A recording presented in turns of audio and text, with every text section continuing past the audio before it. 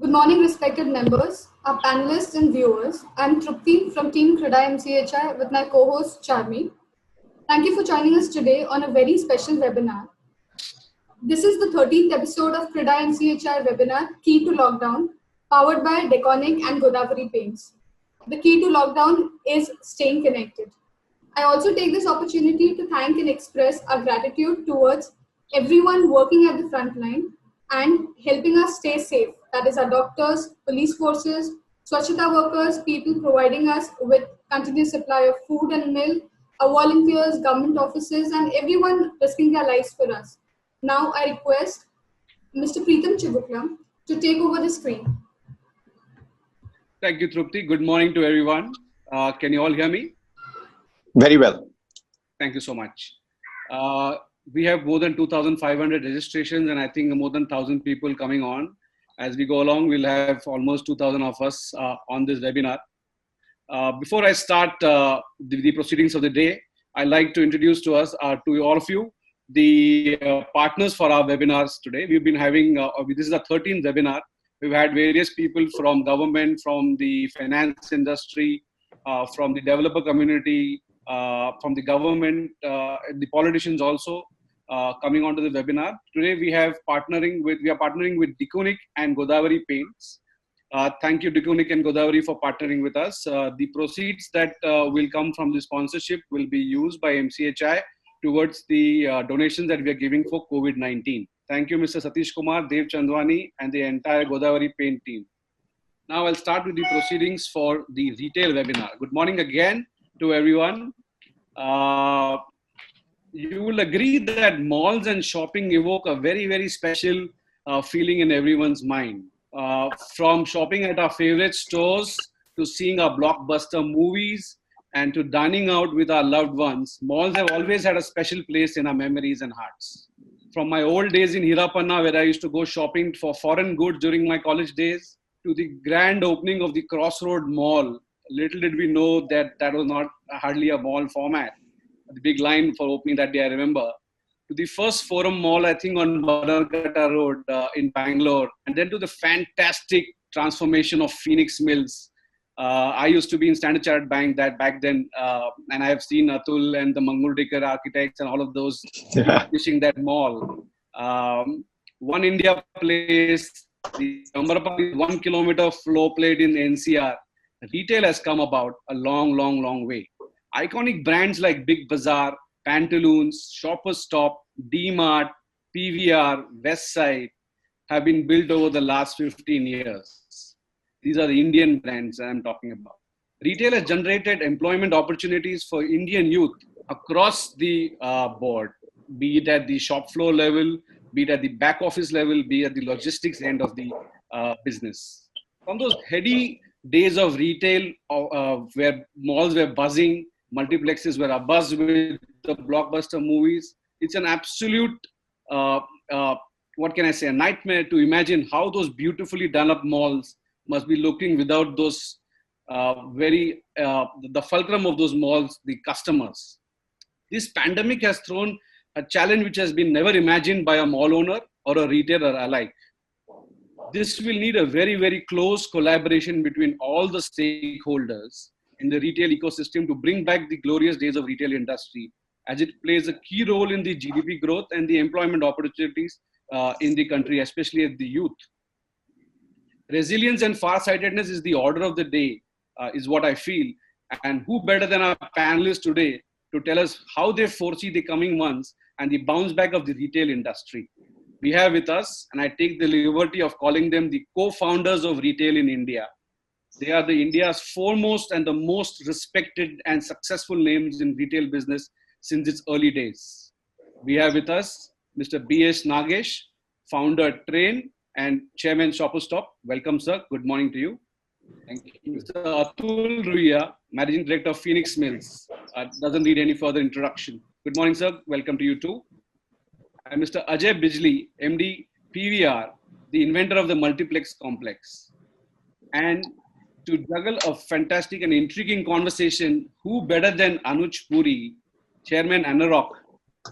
But few may remember him from those Chesterton Megaraj days. Congress will remember him from those days. where he facilitated the biggest deals in retail industry. I remember that entire parking lot where the hotel is today used to be a parking lot in Phoenix Mills. He facilitated the biggest deals across the country, and he's going to be helping us on a very, very meaningful conversation with the panelists. Over to you, Anuj. Thank you. Anuj Puri is truly the father of Indian retail. Not at all. Anuj, just before you start, just wanted to tell all four of you all are not just speaking and imparting knowledge today, you all are also raising funds for COVID-19. And all webinars from now on will also be raising money for this noble cause, and whatever all of us can do, we will keep doing. So just to share this with all of you all are not just enlightening people, you all are also raising funds for COVID-19. Anuj, over. That's a very nice, Dharmesh. 1 minute, Anuj, before that, I'm so sorry. Dharmesh, can you just inform the eminent panelists and our people that, what work CREDAI-MCHI has done for... It'll be worthwhile. Spend a minute. Or at the end of the webinar, you can once again brief panel. Yeah. Anuj, Well, over to you. Yeah, thank you very much. Thanks, Preetham, for that very kind, flowing introduction and setting up the context so beautifully. I also must thank Dharmesh to have put together this panel, because I can tell you is that I haven't really seen Atul come on a panel. So, Dharmesh has done a fantastic job to bring in Ajay, Atul, Nagesh. I mean, my favorite three panelists on the retail. And, retail, Preetham, as you rightly said, is, my mind may be somewhere else, but my heart still is in retail. And I really enjoy, so I'm really, looking forward to the next 60 or 75 minutes of debate. So thanks to MCHI CREDAI for putting this, entire panel and seminar together. Nagesh, if I can come to you first. In 2008 and 9, global financial crisis happened. We had a similar issue in retail, where I remember, Atul, at that time, we're leasing the Palladium at that stage, and we got a little bit stuck at that stage. Do you think this one is very different to what we had witnessed in 2009? Yes, Anuj, and thank you, CREDAI, for inviting me here. I think the big difference between then and now is that time it was only a financial crisis and the businesses were continuing. Whereas this time it's a financial crisis, health crisis, and the businesses are not continuing. That time, the brands which were existing, Shoppers that time was existing for many, many years. And I remember PVR. All of us actually survived because of a relationship with our customers and what we had done for the customers over our earlier period. I think to me that came in very, very handy. The loyalty programs came in very, very handy. And everybody was only struggling to say, when the customer comes in, can you get more customers? And the customers who are coming in, can we get more out of their pocket? I think today it is very, very different. Today it is not only different from the fact that we have to get more customers and get more from the pocket. The question is we'll have to change our environment to actually suit. And we are talking of us being in the physical business. And physical business to change the environment, change the layout, okay, with an uncertainty of as to how many customers will come and who will come, is a totally, totally new challenge. That's from the business point of view. From the consumer point of view, I'm looking at a very, very different change coming in the youngsters of between up to 25. I'm seeing 25 to 45 very different, and the 45 to 65 another different. So you're having three sets of consumers. So suddenly we all have to redefine our TG, and we have to also redefine as to how the TG is going to behave. And all this is basically guesswork. I don't know any one of us are an expert, or we can put our hands and say this is what will happen. We're all guesstimating out of past experience, but this is a totally, totally new experience. Got it. I understand that, and thanks for that comment. Atul, two questions that Nagesh really touched on. One is the customer. Last time at least there was a customer. How do we bring the confidence of the customer back? That's one. And the second is, as a mall owner, Atul, we've seen the malls shut down for the first time, and they shut down even before the lockdown happened. And perhaps after the lockdown is lifted, they'll be amongst the last assets to open up. And even when they open up, we're going to talk further that how is that going to happen. So two questions. One is, how do you bring back the confidence of the customer? And the second is, would you say is that this asset class is amongst the worst hit, perhaps more than many of the other asset classes in real estate? Hi, everyone. Thank you for having me on this chat and CHI.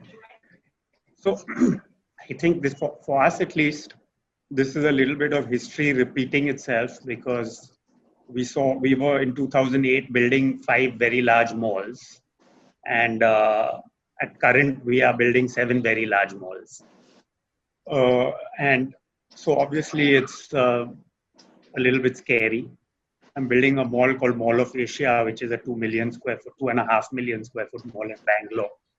So I mean, it's scary to even conceive how the future will look.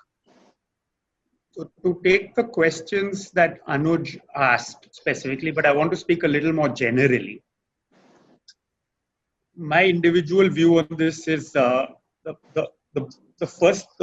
We look back at the Great Depression, 1930. Franklin D. Roosevelt said a very important line: "The only thing to fear is fear itself." And I think we've entered into that fear zone, where we are so scared that we've lost all rational thinking. For me as an individual, I believe, and I'm an eternal optimist, I believe that come July, everything will be back to normal. I believe the customer will come naturally and normally. And I believe we will suddenly find the growth engine moving in the way it used to. That said, what are the steps we intend to take when malls reopen? We intend to, basically, we have decided that we will have restricted hours, 12:30 to 8:30 p.m. So 8-hour shift off peak, so that the staff can enter the mall off peak. We will have temperature check. So we have to create the awareness of hygiene, safety, first and foremost. So face mask mandatory, sanitization of hand mandatory, sanitization of whole mall constantly, social distancing. So 50% operative F&B outlets, 50% operative cinemas, alternate seats.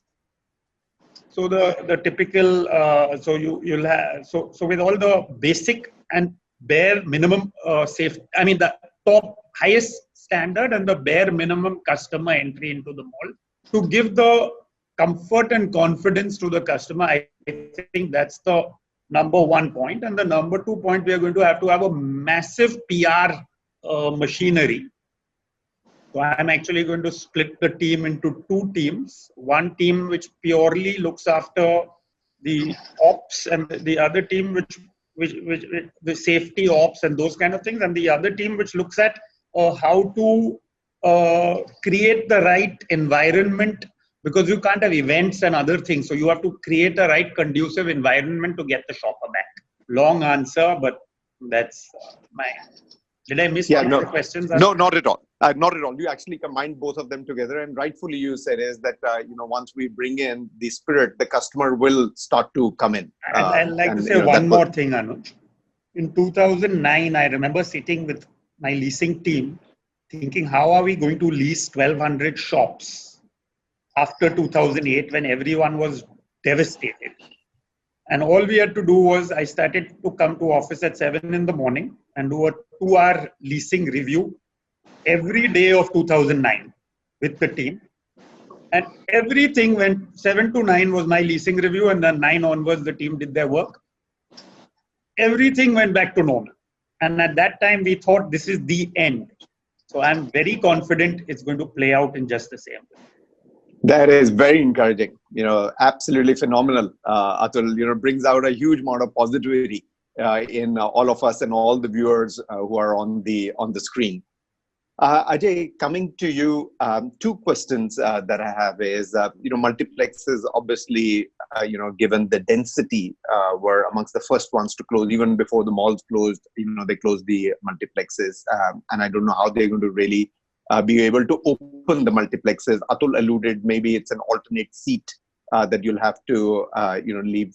So 2 questions really, Ajay. One is, internationally, are you getting any paddle from China or somewhere else where they may have opened, and how they are really performing? And second is, do you fear that the content may not be there now because it's being locked down for a while. And even once we were to open it up, it may take a little bit time to energize the entire multiplex. Ajay, you are on mute. Okay, Thank now? you. Yes, absolutely. Okay. Phenomenal. Absolutely. Well, first of all, thanks. Dharmesh pulled it off, and thanks for having me on this panel. Good morning, Atul, Nagesh, everyone. First of all, it is unprecedented. Anuj, you can't, nobody, even world leaders, we are just mere mortal businessmen. Even world leaders couldn't anticipate and, think that something like this would happen. So everybody has been caught off guard. We were also completely caught off guard. We knew this was going to happen in China, but you know how human nature is. Sometimes you felt that this is not going to happen for whatever reason. There was no rationale behind it. But we were the first ones to have closed down. And I think we will be the last ones to be open because we are confined spaces at the end of the day. And from that point of view, if we have to contribute towards social distancing and making sure the disease doesn't spread, it's fine. However, it's taken a very massive toll. And it's not about profitability management at all. It's all about liquidity management now because revenues have become completely zero. We are benchmarking with a lot of territories, a lot of countries. There is something called Global Cinema Federation. But the news is not very good. Everywhere the cinemas are shut. Very small markets like Taiwan and all, which are very insignificant and also are not dependent on Hollywood so much. Most of the markets are dependent on Hollywood. India is not dependent that much on Hollywood. So most of the markets are shut. China opened up 500 screens and then they had to close it down immediately. Nothing to do with the pandemic and the outbreak. It was mainly because people are watching so much content at home, old content on OTT platforms and everything. They need a massive reason to go out. So the pent-up demand of people to going out, the human capacity to socialize and not remain incarcerated, I'm completely with Atul. I'm a big believer of. I mean, we represent 1/6 of the world population, luckily. And at least the Indian population, I'm very, very sure, cannot be cooped up in their homes for too long. But the reason to go out has to be new movies. And you touched upon that point. And new movies are very, very critical. So there are 3-4 things. I'm sorry, I'm going to take a little longer. No, absolutely. If you don't mind. I believe there are 4 things which are going to be important. One is the consumer himself, and his fears have to be allayed. There's a confidence deficit and a discretionary spend deficit. So both things are deficit just now. We'll have to bring the confidence level up. And what Atul is doing, it has to be a huge collaborative approach between the malls and the multiplexes of making sure that people I also believe on the other side of the mouth, I'm going to say that I also believe in Indians being very resilient. They're going to get out. Okay, very true. Out demand. At the same time, there are going to be skeptics. So we have to make sure hygiene levels, cleanliness levels, masks, all that social distancing guidelines have been set by America everywhere. 1 seat is left, or if there's a cluster of family of 4 coming, then flaps will come out and then 2 seats will be left. So lots of permutation combinations are there on the seating arrangements that are going to be there. So one is the consumer has to be put to rest. Second is the film industry. So we are, one leg of my business is in the film industry. So we're talking to the Producers Guild, everybody, encouraging them. Like Christopher Nolan recently has announced his biggest movie called Tenet. And he's saying regardless of social distancing norms, strict guidelines where capacities of cinemas and malls is going to be reduced, I'm still going to go ahead and have a very big opening of Tenet, which is one of the biggest movies. Disney's following suit, Universal is following suit. So here we've got these movies like Suryavanshi, 83. Movies have to come. I believe the number one thing is going to be brand new movies. Nobody is going to go. It's like nobody's going to go to restaurants to eat stale food. Nobody's going to come and watch old movies. Okay. So that's second, thing we need. I also spoke about discretionary spend deficit. Therefore, we'll need to do something about the ticket prices, definitely, for which we are talking to the government. So that's the fourth or the third element that we need is the government support. Extremely important. Again, benchmarked, Anuj, with everybody. I'm absolutely fascinated by the kind of support UK has given. I had a chat with View Cinema, Tim Richards, yesterday. He's in 9 territories. Can you believe it? The entire 9,000 or 10,000 people who are working there, all 80% of the remuneration is getting subsidized by 9 different European governments. So furloughs are being given. Furloughs, yes. And it's incredible. So he's very happy. He said, my people are there. Doesn't matter what occupancies I'll open to, but at least my 9,000 people will be there. GST deferment, VAT has been deferred over there. Singapore has come and understood there's a partnership between mall operators and retailers. We are one. The fight is not amongst us. The fight is against a virus. Fight is not among, everybody has to be together. And they have also come out with situations where the retail industry doesn't, or the real estate industry doesn't get affected, and the tenants don't get affected. And therefore, they've come out with some solutions like that.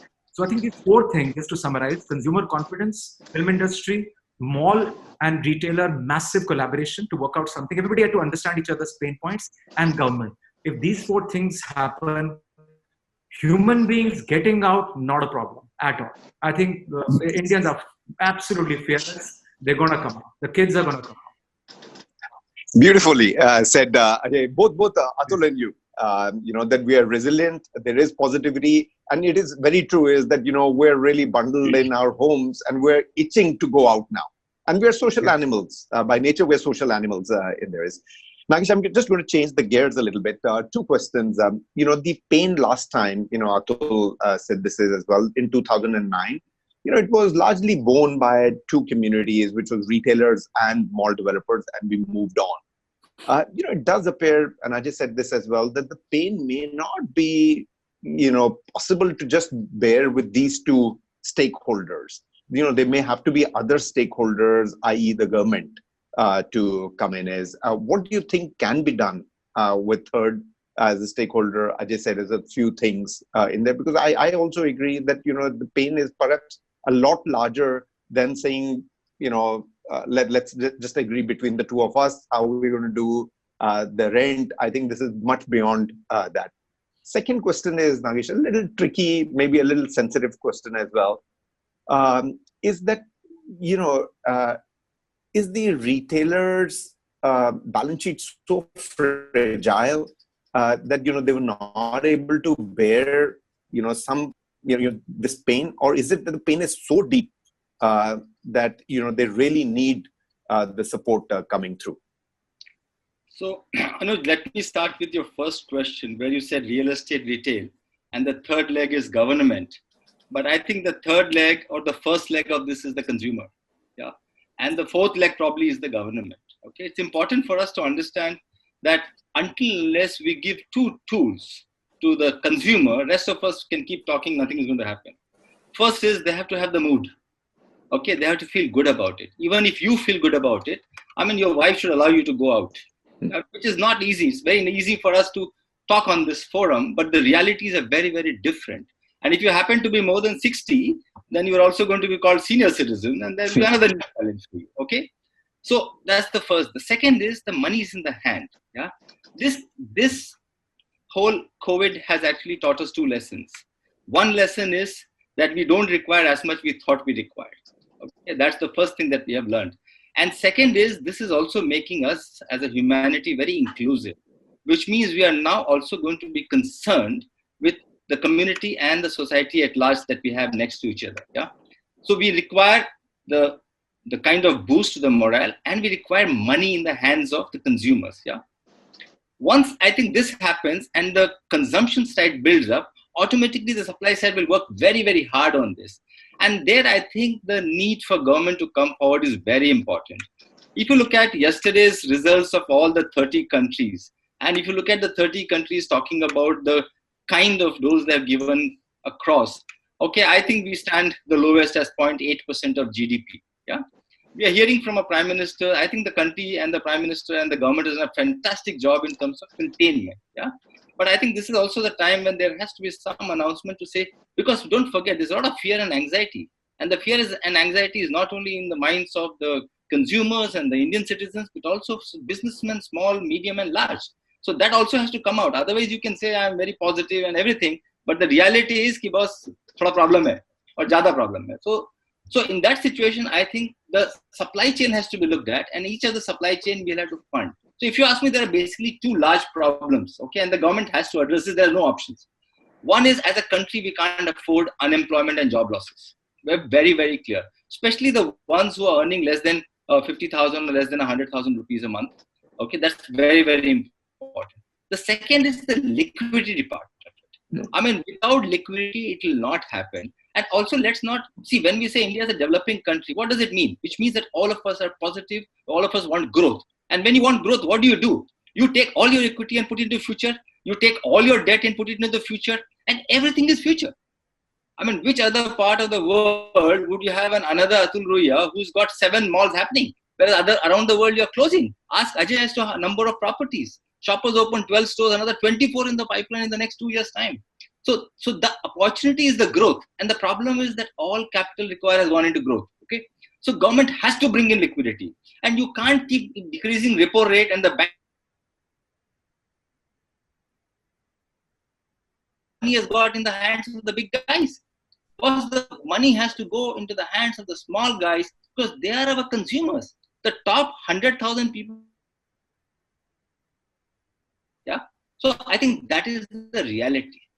In this reality, if you look at the retail ecosystem, I must say it is very vulnerable. Okay, it is very vulnerable. You look at the biggest 5 or 6. Okay, if you have to look at their own balance sheet, just the retail balance sheet without getting onto the parents, because the balance sheets are not strong. I mean, they're all going to take support from the parental groups. Come to the next 100 or next 200, okay, which don't have parental groups. Okay, their balance sheet is also weak. Very few, maybe 10-20% will have cash in the balance sheet. If they don't have cash in the balance sheet, their ability to borrow, okay, may be there, but I would say average. But let's look at the possibility of the banks to give. I mean, they're not. It's not that after the diktat, the banks have said, oh, dear, my customers, please come. Like retailer says, dear customer, you're welcome. Please tell me how many banks have come and said, dear customer, you're welcome. Okay, whether you have the credit rating or not, we're here to give you money. Okay, I don't think that's happened. Okay, so there is a challenge. But the biggest challenge, Anuj, is the supply chain. See, all of us are saying, can retailer pay? But don't forget, retail is all about product and services. Okay, services can still happen because the humans will deliver.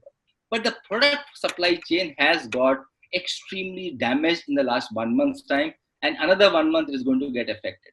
So, okay, whether you're talking of, I mean, if Ajay is talking of the film, there are people who do equipments. Okay, if you're talking of garments, there are people who do embroidery. If you're talking of jewelry, there's a small artisan who's making that small kada, which becomes a bigger kada and goes into it. That supply chain has got damaged. And in that supply chain, it is not the spirits which have gone. I mean, I believe Indian businessmen have tremendous spirits. Okay, if they have the money, they'll come back. They have lost the people. For them to get back those people is again going to be challenged. So to me, my thinking is, even if everything comes on, okay, in a very strong way in the next 2 to 3 months, as Ajay and Atul are saying, and I want to be as optimistic as them, okay, you will find that in the 5 to 6 months period, there is going to be a shortage of products because the last 2 months is going to disrupt the whole supply chain. So there is vulnerability. So again and again, I've been saying, government, we have to retain jobs, but one single thing we require is liquidity, liquidity, liquidity. Businessmen of India are strong. We are not begging. Okay, we want you to support us. We are not saying give us dole. Give us money, we'll return it back. Maybe not in 3 years, but 5 years' time. Very good point. Very good point. And you know, Atul, just 2 things that Nagesh really brought on the liquidity. I also agree with Nagesh is that this is not wealth destruction. This is just a productivity loss. So if you have the liquidity, you'll be able to go through it in this entire period. 2 questions, Atul. One a little sensitive than the other. The malls who are not going to be able to bear the pressure on liquidity, do you think they're going to go into consolidation? Some of the tier 2 malls, tier sort of B or C grade malls, many of the retailers will start to put pressure onto those, and evidence is coming to us as well that those are the malls that are really at this moment in time starting to crack, and they've also taken debt. And that's where the retailers are first going in and saying is maybe we don't want to continue because we were perhaps not even making money in those malls. So is there, like Nagesh said, is on the retailer side, is there that on the mall side also there is going to be consolidation in that is? And the second is, Atul, inevitably at some stage there will be a dialogue that will start to close between the retailer or the occupier and the mall owner on what are you going to do with the rent, not only during the lockdown period, but even perhaps later. My question to you, Atul, is that many of the malls have taken lease rental discounting. from the banks. How does that really work if your rental is not coming in? How do you support the payments to the bank? Yeah, so I think Ajay and Nagesh both really touched on this issue. This next 4 to 6 months is only about liquidity management. Even we are not bothered about profit and loss, obviously. So if we look at our own balance sheet, we have nil income, NIL, zero. And of course, your expenses are pretty much as a shopping mall, your expenses are hardly, the only thing you're saving is utility, which is a very negligible part of your overall cost. So, really speaking, I believe there's almost no mall that's not in a lease rent discounting kind of scenario. So all malls will become virtual defaulters in a matter of time, unless, as Nagesh rightly said, the parent balance sheet supports the mall. So the first question, whether I hope in the interest of the current mall owners that they are not in a position where they are forced to sell in distress. This is the best time to do nothing.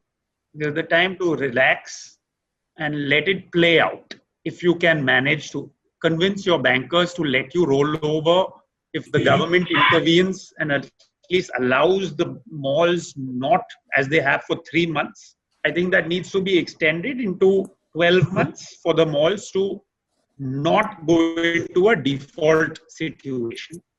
It won't end there.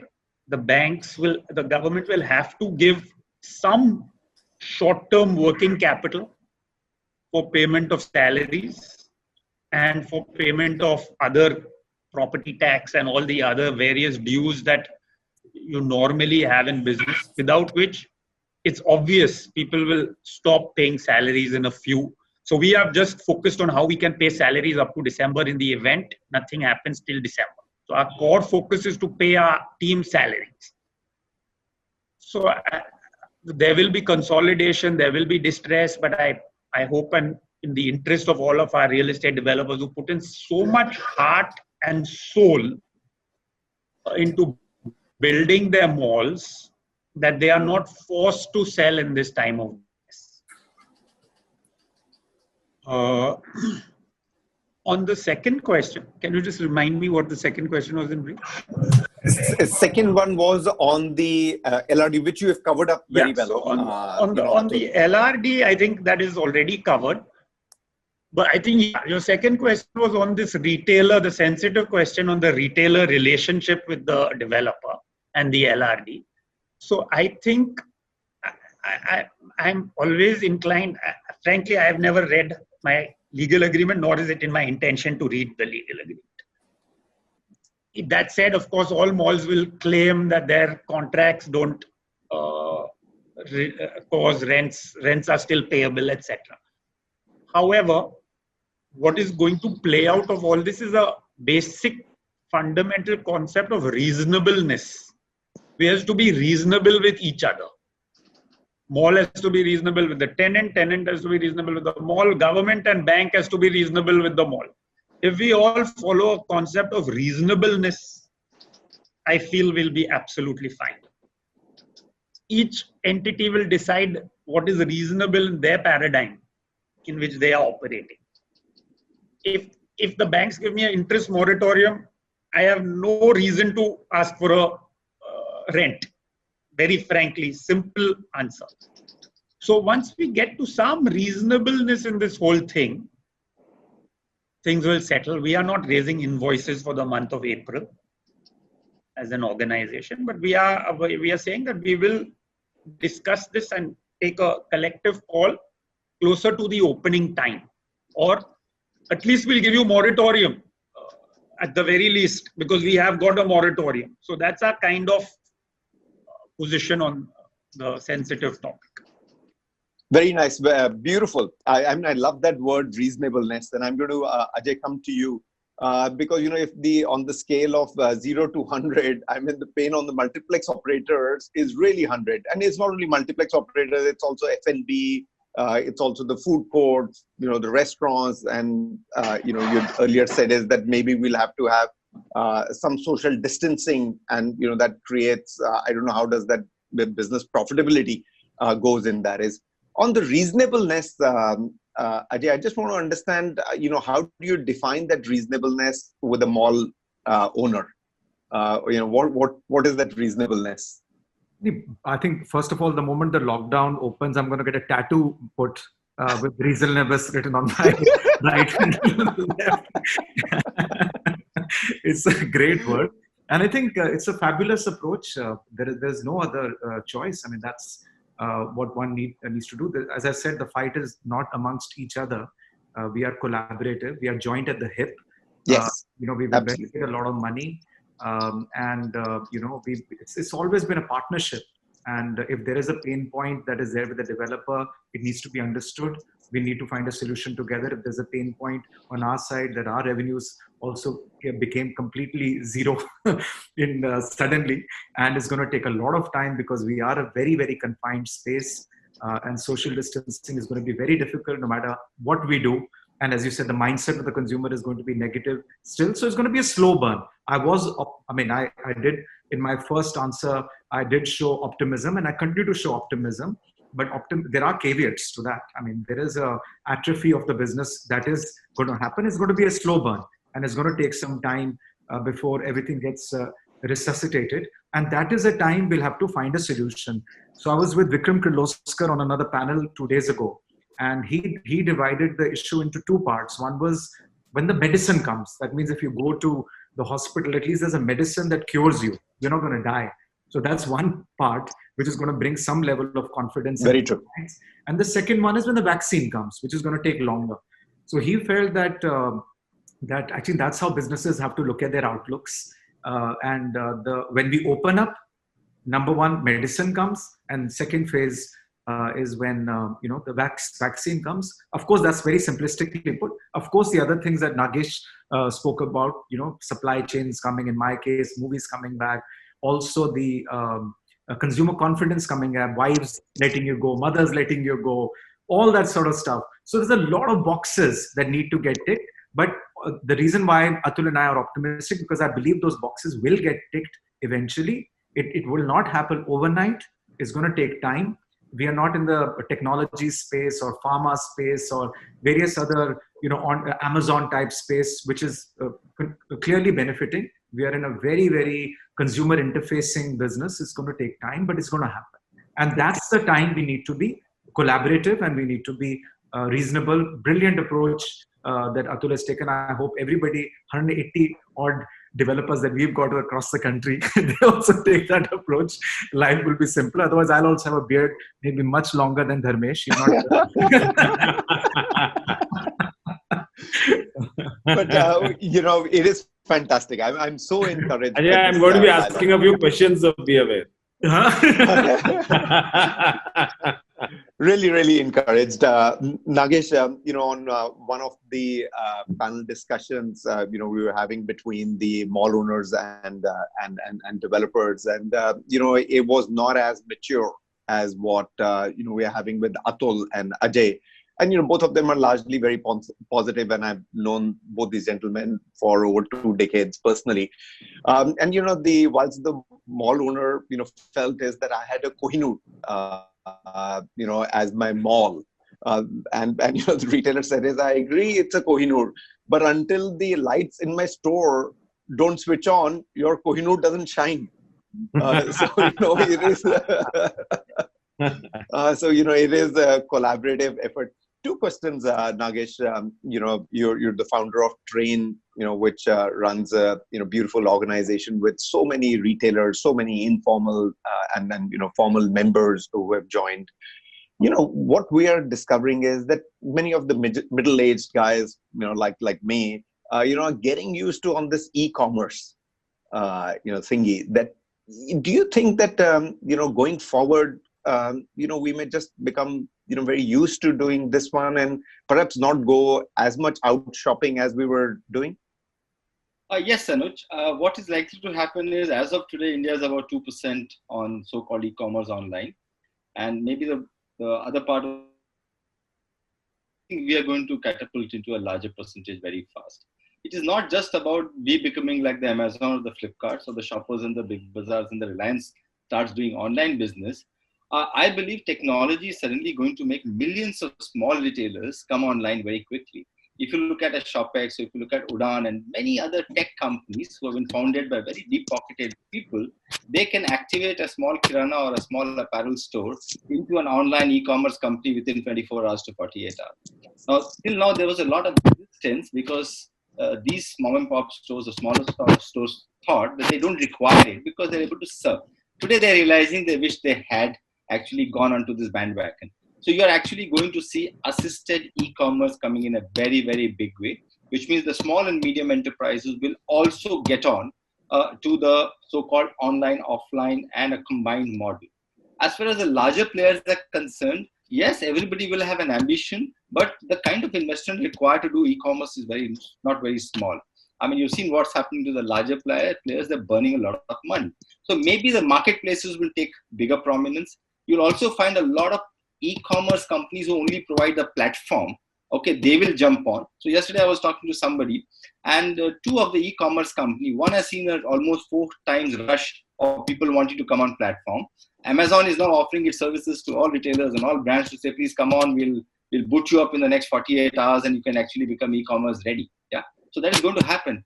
But honestly, if you look at it in this circumstances, this is not a very inclusive way of doing things, because your offline is still a very large player. Offline is 98% business. Offline has 46 million people working, and therefore it is important for us to look at the total inclusiveness of the business. But yes, online e-commerce, shopping from home is going to definitely increase. Also because of what Ajay said and Atul said, I mean, for us to get mall traffic and get the full experience, the food court and the theaters have to be full on. That's okay. Right. As of today, the layouts of the theaters and the food courts have not been designed to do social distancing. The moment you do social distancing, you start working on a 50 to 30% productivity. Okay, so I think this is the time, and I was talking to somebody, I said, please put your architects and interiors to start redesigning a food court when it opens. You know, the same one table shared by 4 is no more going to happen. So there are those kind of new things that are going to come in. But yes, I think there will be behavioral changes and serious behavioral changes. So, Atul, 2 questions to you. One, just coming out of this only e-commerce, does it mean that the malls are going to morph into a different category of products that we're going to sell? And second, a little bit more tactical, Atul, that, over the next few weeks, once the curve flattens and the lockdown starts to get lifted and malls are allowed to open, what's the thought on how you're going to be able to open these malls? I know in the opening remarks, you sort of commented briefly. I just want to understand, I'm sure a lot of the developers on this would want to really understand, what's the thought process going? How do you convince the government to say we're going to keep it with social distancing, safety? I don't know whether there's technology that you can bring on board to create that. So 2 things, one is on the e-commerce.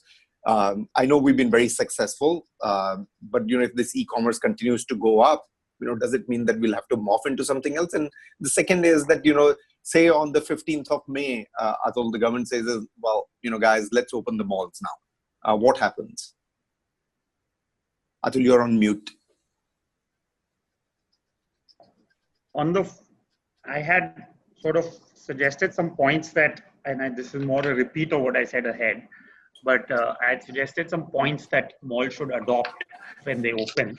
And as I said, reduced working hours, off-peak travel, 12:30 to 8:30, mall temperature check, sanitizing, all of the other points, mandatory mask, crowd control, no events, similar to hotels. These are just, I think there's a list, and I hope that the government takes a practical call and puts this out. The thing that the governments need to understand is that, as Nagesh said, there are 46 million people employed. Organized retail basically functions through shopping malls. So just opening mom and pop shop is not the solution. this industry impacts the textile industry. It impacts the footwear industry. It impacts the movie making industry, and it impacts the F&B industry. So this is actually because in India there was no organized, so to speak, Oxford Street. All of the shopping was actually happening through the mall environment. So if I believe that the government needs to understand, and this is important, that every one of us who own a mall lobby with the respective state governments, because this is going to be a state decision, that by controlling, it's very difficult for them to control the banya, the bazaar, the the small shop, or even the high street shop. But if they put these controls on a shopping mall, they straight away control 1 million square feet, and they can make the owner accountable. And the mall has its own parking.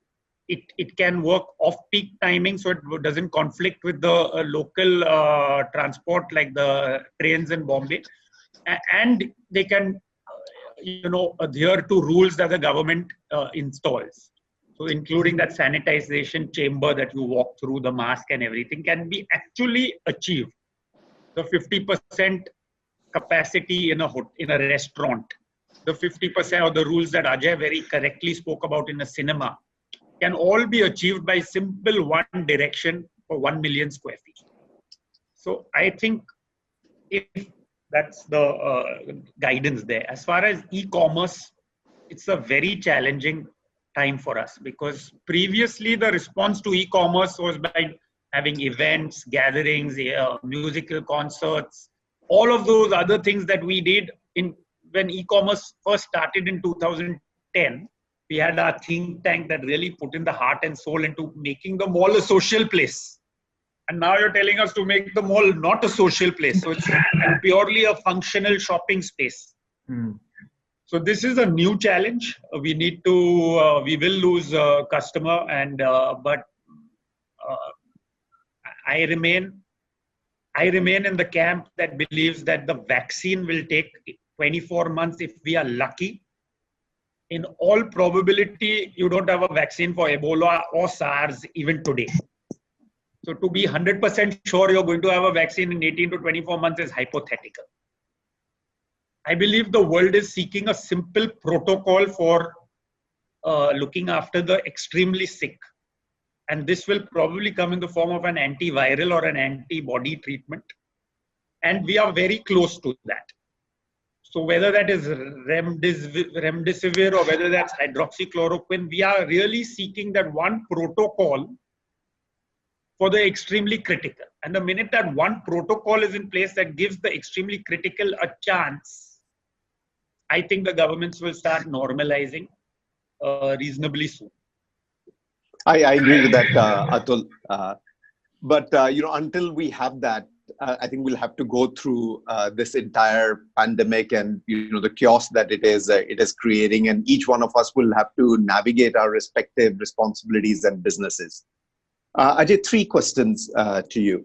One is, do you think that high streets may gain more favor because people may say, instead of going to a mall, I may just go into the shop that I want to on the high street?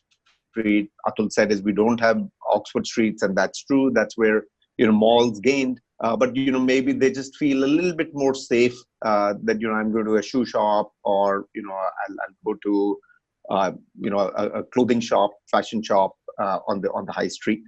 Maybe you answer that, and then the other 2 are a little longish. Actually, I'm not really much of an expert on that, Anuj, because I've only got very few cinemas which are standalone. And we have found that even those cinemas are doing well. The old Priya, Anupam, but mostly we are in malls only, because I think the verdict is pretty much out there before Corona, where the consumers wanted to go to a organized retail space. And therefore, but you never know how consumers will behave. Maybe quickly, if they want just a grocery or something, and they don't want to go through the whole, journey of going through a mall, maybe they'll behave like that. But India being, especially Delhi, the heat is a lot. So people still do prefer. I think malls will be preferred, unless it's for essentials and groceries or something like that. Yeah. Got it. Second is, Ajay, is that, in some of our tier 2, tier 3 cities, they've largely been green zones. Do you think they will gain more favor and you may have better response from your patrons to come into those in comparison to tier 1 cities? I think, I think people will behave the same everywhere, according to me. There again, the opportunities are there, but there are other factors of discretionary income being much lesser. So I think it will all balance itself out. But we looked at this, that should, in fact, just now we're not thinking of any capex strategy in any case, but I don't think we are looking at modifying the rollout plan based on this, because this is an aberration. I don't think quickly we should be we're looking at our new SOPs, but overall, rollout of our cinemas is going to exactly remain the way it is when good times come back. But there is no, whatever segregation we've done, there are other factors in play as well, other than just the fact that it's a green zone. Got it. One other question is, Atul also mentioned about this social distancing, and Nagesh said that as well for restaurants and for theaters. Ajay, how does that make the business case profitable? If there is going to be social distancing and maybe it's alternate seat, maybe there are 2 seats that you have to leave in between. I'm not an expert in understanding on the F&B and restaurant and theaters. Does that help in generating the profits? Well, ironically, perhaps one is better off when in a lockdown situation in our case than when we open up with these social distancing norms, because then the expenditures will increase. When all of a sudden we open and our revenues are going to be not even 10-20% of our normal days. We were getting about 1 million people a month pre-corona on an average. And I think it's not going to be more than 20-30 lakhs. The only regional directors of South, they are the ones who are a little more optimistic because a lot of bunched up movies are there. So right. I think if our capacity gets reduced to 50% or whatever guidelines are put forward, obviously is going to be a struggle. But we don't have a choice because we want people to come back. If brand new movies are there, we'll need to reimagine the cinema, which is a word which is being used with all retailers just now. Box office definitely is something which won't be needed. Either I'll give it back to us everywhere because that real estate we don't need because people are in any case using the QR codes a lot now all over the world. Japan, South Korea, Taiwan, China, they were always using it. I think that's one thing. In the concession stands, we'll have to have a lot of pre-packed foods. We'll have to do a lot of vending machines. We're already talking to people like Pepsi, Gold Medal, all that. We'll have to reduce cooking and preparing because that will also create a problem. Of course, masks, gloves, creating marks where people are 6 feet, all that is going to be done anyway. But I think cinema will have to be reimagined for some time till we are able to get back into full occupancy. As Atul said, it's anybody's guess when people's fear factor will get allayed, whether it's a medicine, whether it's a vaccine, only when things come back to normalcy, the occupancies and the capacities will be fully utilized. Till such time, we'll have to be skeptical and see how it plays out. I have hundreds of questions coming up. I didn't realize that we're already nearing 12. I hope they're all for Atul and Nagesh. They're actually for all three of you. All three of you. Quickly, I'll ask a few of them, Ajay. Otherwise, Dharmesh is going to debar me from doing any further moderating. Two quick questions. One is they're saying is when do you think the new movies are going to come in? So considering that if the lockdown for the malls was going to open on 15th of May. And the second is, the impact of web series on the multiplexes. Okay, one thing, Anuj, it's not a self-fulfilling prophecy, is that the day cinemas open up, nobody will be watching Netflix for sure. That is true. Absolutely. People would have exhausted themselves of watching on OTT platforms. I don't care what content is coming. People want to get it. So I think long form storytelling is what happens on web series. They're very good at that. Okay, all your TV series like Game of Thrones, all that. Short form storytelling is still meant for the big screen. Universal is the only studio globally, which tried to release a very big movie on the small screen. It did not do well at all. At all. I mean, in fact, a small territory like Taiwan did more business than what they did on the PVOD platform, Wow. which they released. Again, Disney tried something, but then they said that the content was very bad anyway. So therefore, they released it on OTT platform. I think even in India, the production costs are so high, and 60% of the revenues are still generated from theatrical. Just to give you a little flavor, 15,000 crores is a rough net box office, gross box office collection in India. 11,000 still comes from theatrical. So it's a very big piece to leave on the table.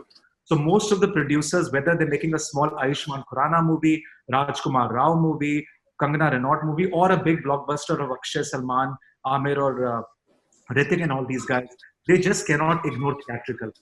So I think it's a matter of time when they get to know that the social distancing norms are not going to hit their business too much. These movies are going to come very soon. I'm looking at first week of June onwards. We're already in advanced talks. The way we are talking to developers, the same way we're talking to the film industry. A lot of movies have got bunched up also, Anuj, because productions are over. Movie like Suryavanshi, Radhe, 83, a lot of Hollywood films like Bond, Wonder Woman, Maverick, which is Top Gun, and a lot of movies down south. They're all bunched up together, dying to get released. Even these guys can't afford their meter ticking. That's right. They've already made the content. So therefore, I think new movies are going to come by first week of June or mid-June maximum. Beautiful. Atul, two questions to you. Your advice to an upcoming mall developer, and where do you see the rentals when it was like normal rental compared to where they will be now over the next 1 to 2 years? So advice to a upcoming mall owner who's going to be opening the mall now. And second is, where do you see rentals in the next 1 to 2 years? So we were opening our mall in Lucknow called Phoenix Palacio literally on the 12th of March. Right. And on the 11th of March, I was still hell-bent on opening it, irrespective of everything. It was, the whole team was there, all the retailers that supported us, we were ready to open. We got correctly nudged not to do that. And so we put it off, especially because right on the same day, we started seeing notifications for Bangalore and Bombay and all to shut down. And these things happened very, very fast. Till the 10th of March, pretty much things were quite normal in India. So my advice to mall owners who are opening malls, etc., is just be patient and wait it out. For those who are building malls, my advice would be, as always, don't build without financial closure. So if you have financial closure, go ahead. And if your bank is continuing to support you, go ahead. If you don't have financial closure, it's probably a wise thing to wait. The other important advice would be that once you start building, make sure you complete very fast. So we have cut down the time of building a shopping mall from what used to be 5-6 years to now, I'm going to say 2-3 years. At least as we saw with our Lucknow asset, we opened it in 2 years, 2.5 years. So cut down your time frame because that's this thing. And otherwise, I think so these are kind of the macro headlines for the mall side. The second one is, Atul, that the question is, with all that you have said is in terms of the sanitization and the precautions, do you think that the CAM charges will significantly increase? CAM charges will certainly not increase. It's all trivial extra expenses. It's another layer. As we have the security after 2008, we'll have the standardized sanitization, etc. I don't believe it's going to make any increase in CAM. I'm almost 100% certain about that. So that's not going to be a major this thing. I think you had also wanted to understand where these rents will be. Yeah, in the next 1 to 2 years. In the next 1 to 2 years. Again, I think that answer is derived from that word reasonableness. We should wait to see how the performance of the stores is. If the store performs at 80%, 90%, 20%, It's no point in forecasting today. The minute we see that reasonableness of the actual performance, you'll automatically arrive upon a reasonable new rent, if you call it that. Got it. Nagesh, two quick questions that have come up. One is, do you feel that the existing stores, existing retailers will focus on making their existing stores more profitable and not look at expansion? And second is, when the malls open up, which stores do you think will come back to normal sooner than the others? So, I mean, if somebody has money, then you have to make your existing store work, because existing stores already had a customer footfall and you don't have to spend marketing money to get in. If you're opening a new store in a new city, in a new location, then if you can hold it on, it is better. That's one. Second is, let's also not forget that the fresh spring summer 20 merchandise was in the stores and it's already become stale by 60 days, close to 45 to 60 days. So I would always say that do that. Second is, you may also have a depressed, tough situation in terms of numbers. So I would not suggest to spread. Let 3 or 6 months go ahead before you open a new store.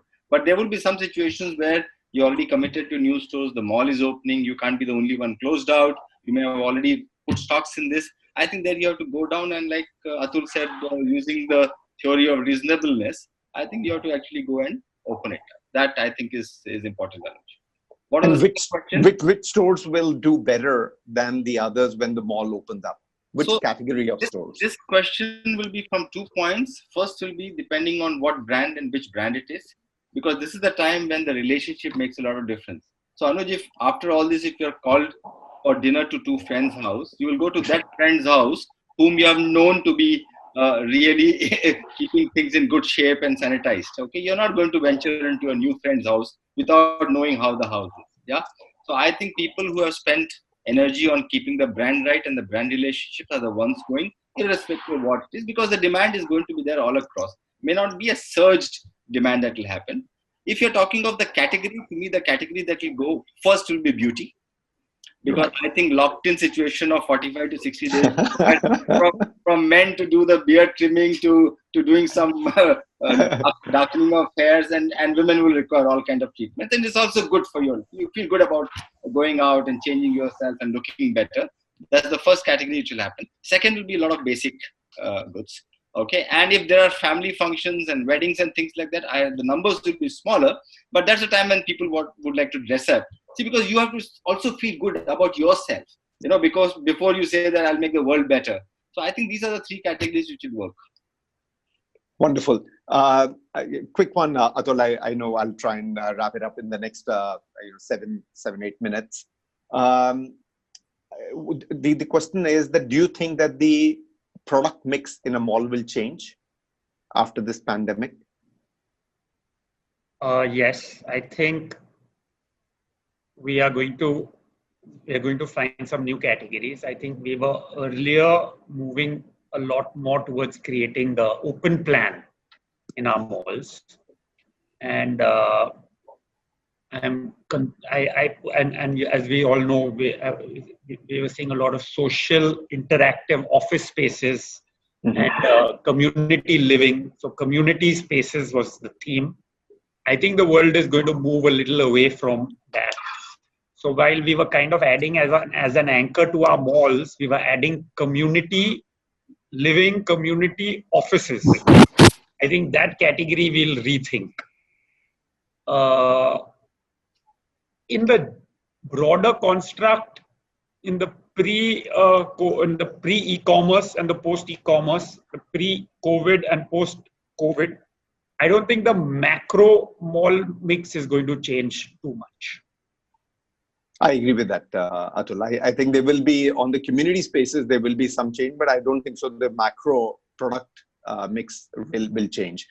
Ajay, 2 quick things, and this is perhaps a specific, I don't know who's, whether it's a retailer or a mall developer who's asking, how are you going to pay the rents after the lockdown, over the next 3, 6, 9, and 12 months? So the identity of who's asking the question can't be disclosed?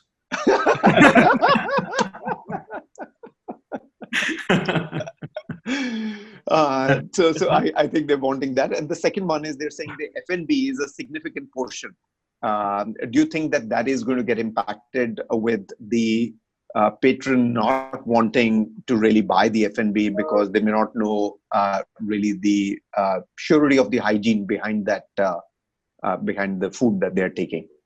I think first question quickly I'll answer, and I think Atul has answered that for everybody. We are going to be reasonable with everybody, and that's the only way we can. Because we are joined at the hip.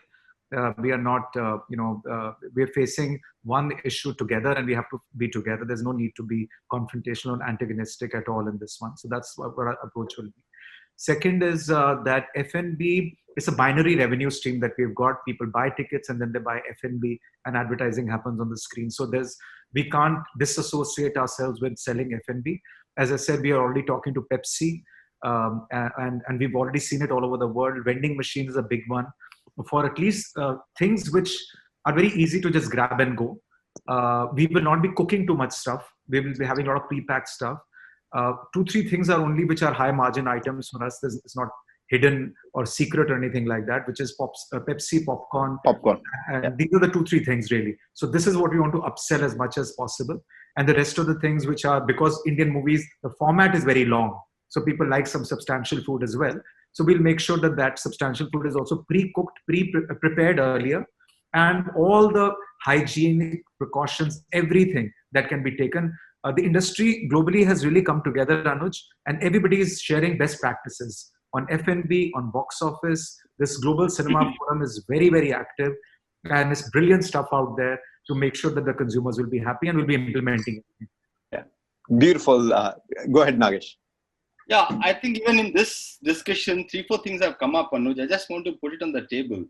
Irrespective of the size of the business, I think each one have to relook at the business model. Okay, we have to literally look at it, just to see what's happened. Ajay said that he might have to look at the ticket price. Okay, the occupancy could be 50% because of social distancing. Atul said that he's starting the mall to operate at for 8 hours, one shift. Okay, and we are talking of likely customer entry to be in the region of 50 to 60 or 70%. If any one of us sitting, okay, and look at these 4 and the government directive of saying don't lay off people, I mean, how can any of the existing models work? You have to rethink your business model, and I think we have to be very real.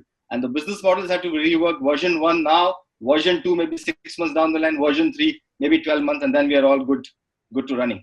And I just have one small point, Anuj. I also think that we need to be one voice when we talk to the customer as well. I think retailers going separately, real estate going separately. I think it's important that the government should know that we are very interdependent. It's a symbiotic relationship. And world over, I know the government has got lots of issues. I've had lots of calls with everyone. Yet we have to keep making the noise, because all those things that were spoken about earlier, GST relief, whether it's liquidity, massive liquidity, all these things are important for everybody. If suddenly the government opens their taps and does something for all of us together, and even CREDAI, I don't know what the qualification is, whether it's a goatee or how to get into that. I'm happy to do that as well. I guess I need to intervene after this. One point on this GST, which is very important. I think if you build a commercial office building and you sell the units, you get input credit. That's right. But whereas when you lease the units, or if you lease a shopping mall, you don't get input credit. I think this is an aberration which the government could very well correct for all of us, which will be a very material and relevant thing. And I think it's something that CREDAI-MCHI can achieve in this period of time. Anuj, can I get Anuj, just 1 minute, just to interject on, what my friend Ajay and Atul were saying. I think one aspect I think all of us need to work together is the interface with the government. So I don't think there is a retailer portion or a mall owner portion there. I think all of us have to together present one face to the government. And as Atul rightly said, why shouldn't there be input credit? We've been fighting very heavily for input credit. So today what is happening is that your cost rate goes up by 18% when you don't have input credit. So on one aspect you are being charged in GST, and then you don't have input credit. So that's one thing, Atul, really we need to fight together on all rental assets, not just malls. But on Correct. all rental Malls assets, and that's one thing offices. worth fighting. Malls and offices. Malls, offices. So I'm saying all rental assets, Atul. I think wherever there is rental income, it is critical to fight that. Yeah. Second, I think with all state governments, there has to be a sort of relief stroke holiday on property taxes. If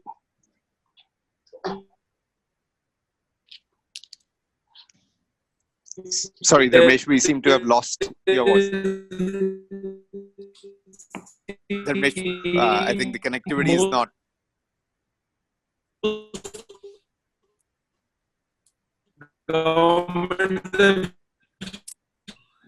I think what Dharmesh is trying to say is on the advocacy part.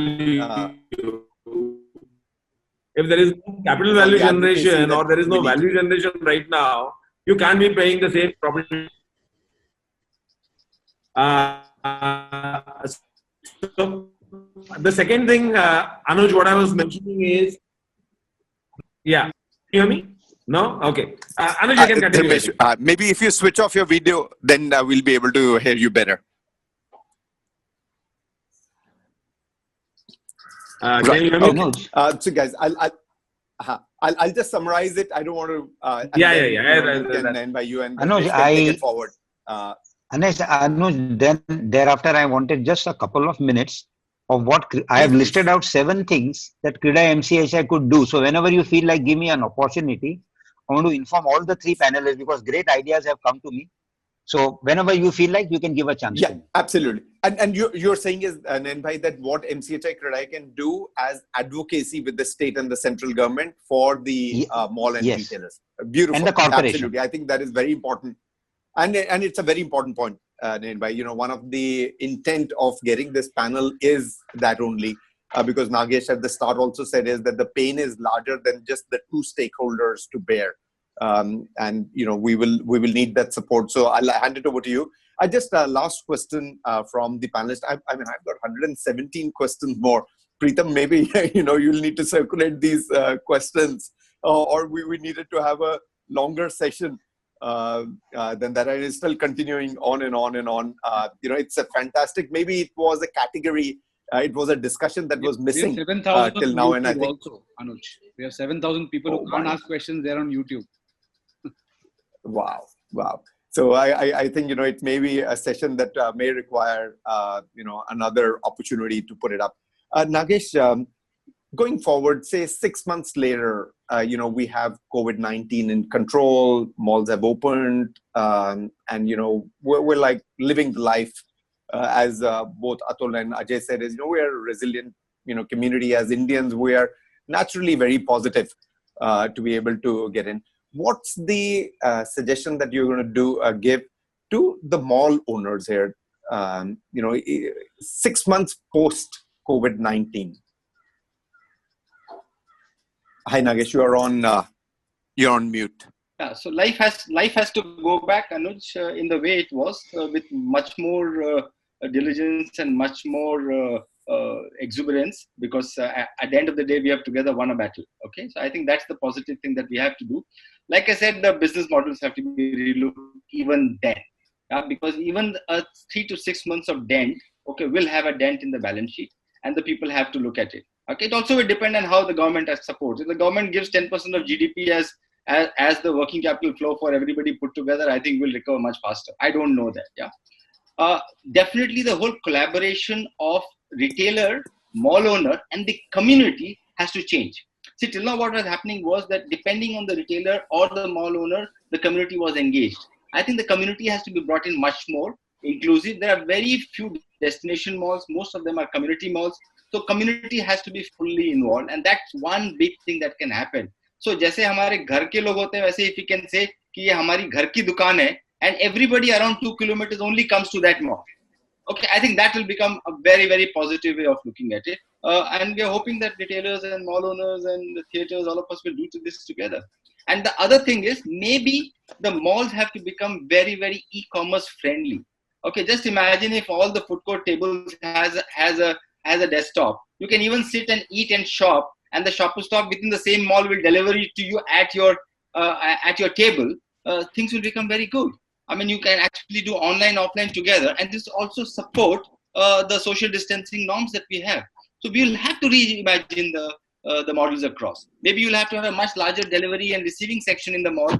Today we have it within the shops. I agree, absolutely. Atul, just quickly, what are the learnings that will come out of this? I mean, as they say, is that let no crisis go waste. What do you say are the one or two learnings that we'll pick up from this crisis? I feel that I hope I'm right on this, but I feel that we will learn 3 to 6 months from today that we need to be very, very wary about spreading fear on social media.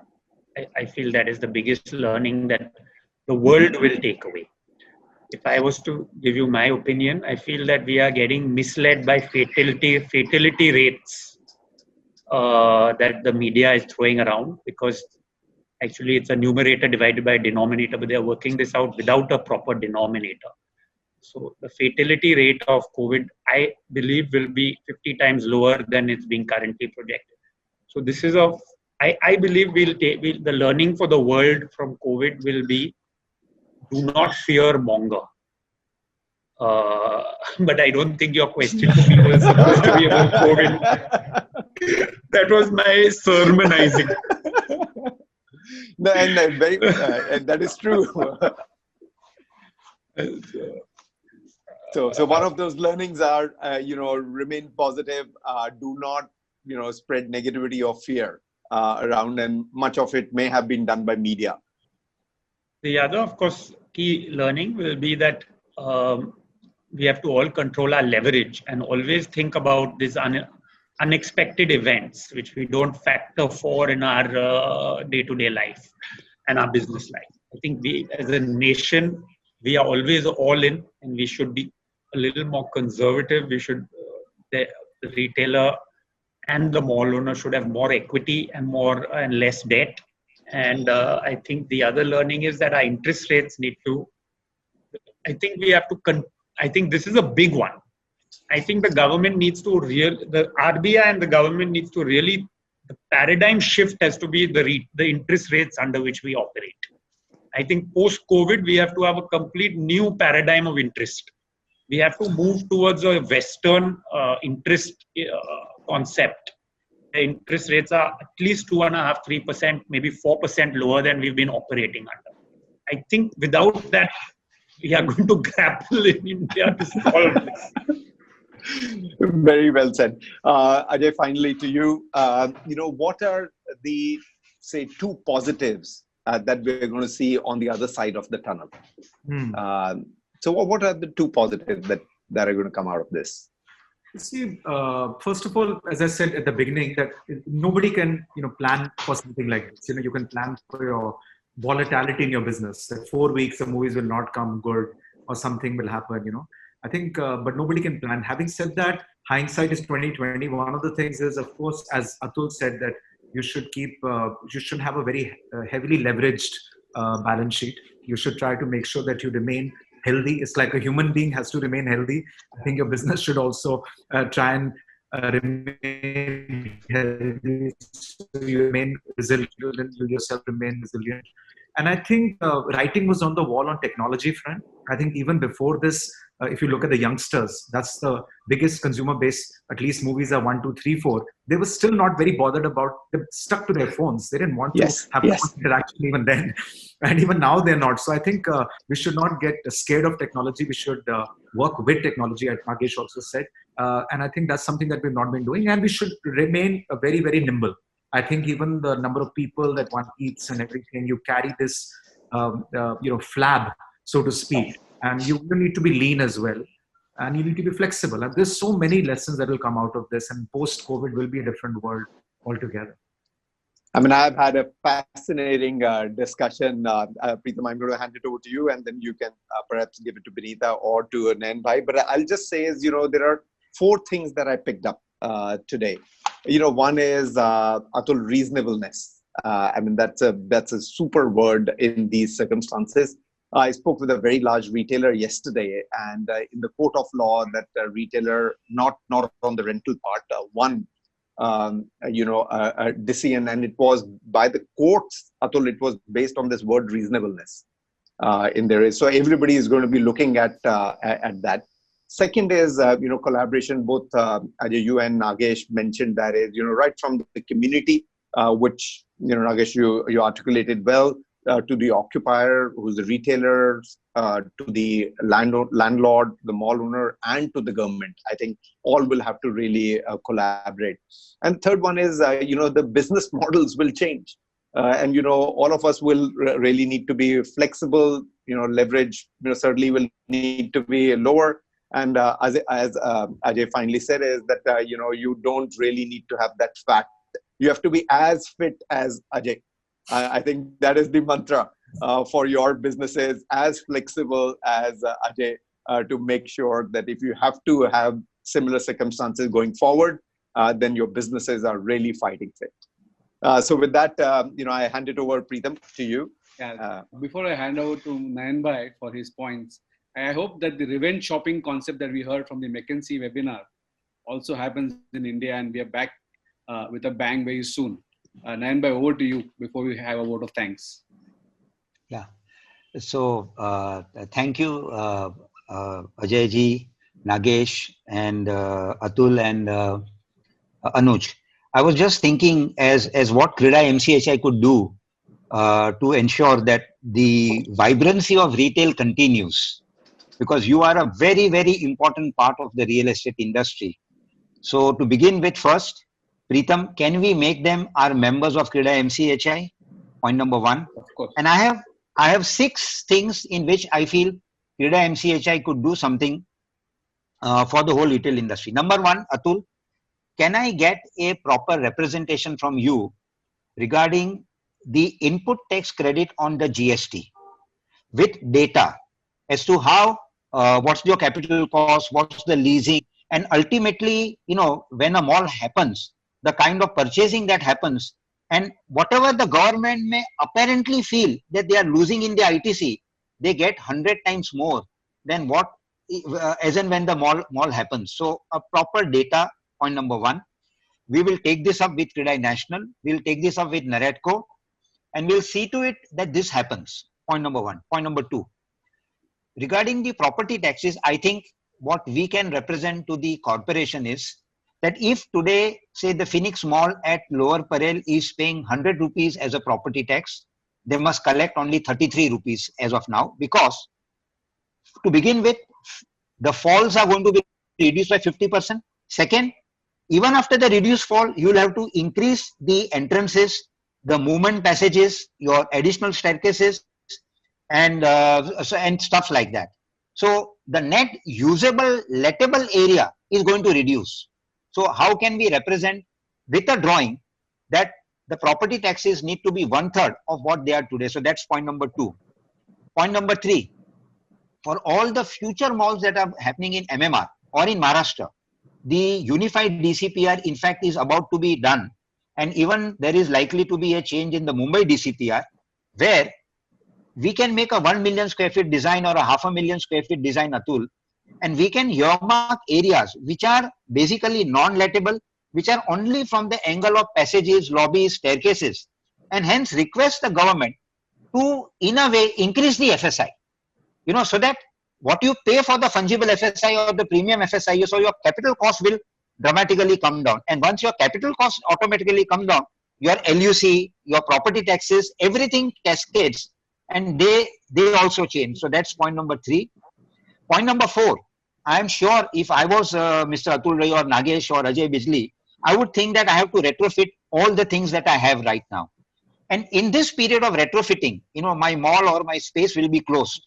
So for that period of 4 months, 6 months, how can I represent to the corporation or to the state government to say that you should not levy me the property taxes because it is not put to a commercial use? See, the mall may have a working license, but a large part of the mall is shut. So that's point number four.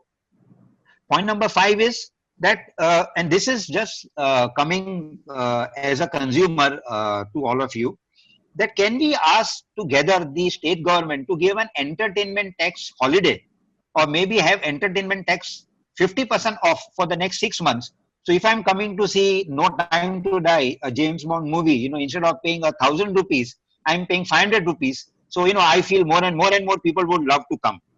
And the last thing that I have to suggest is, and this is from my own point of view, that is it possible for you guys to make a film, short films of different types, where you show to us that how I and my wife and my children, uh, despite having social distances, can come and enjoy in your malls, So which are the ways in which, because abhi to kaisa lagta hai ki I won't be able to hold the hand of my wife and walk with her, kind of that way. Or so how some kind of short films, that make us feel okay, how do I adjust to the new normal? So these are my points to all of you.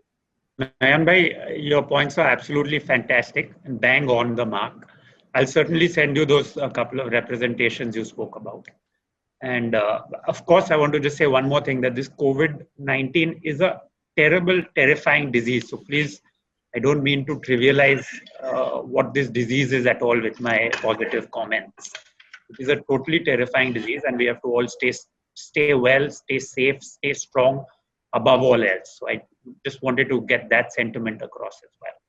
I just had one point only, is with Nagesh. Nagesh, after that whole pizza incident yesterday, I thought it's not a bad idea if some employee protocols your institution can also make, which all of us retailers and mall operators can follow. We're making some anyway. Gautam is involved in that.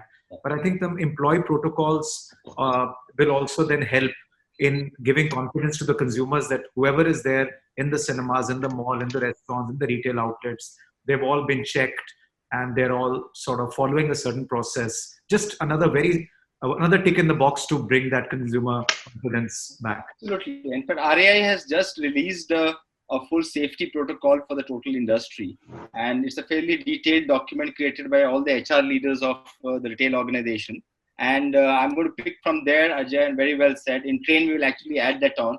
And we'll actually pass it on to all the members as well as everybody who's involved with the employees. But I liked Nayan Bhai saying that how can he hold his hands with his wife and walk around after 6 weeks of lockdown. I think this is the most positive thing that I have heard.